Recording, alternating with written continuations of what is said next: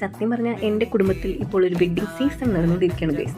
അതായത് 2-3 കല്യാണങ്ങൾ അടുപ്പിച്ചടുപ്പിച്ച് കൂടി ഇപ്പോൾ എനിക്ക് തന്നെ പ്രാന്തായിട്ടിരിക്കുക.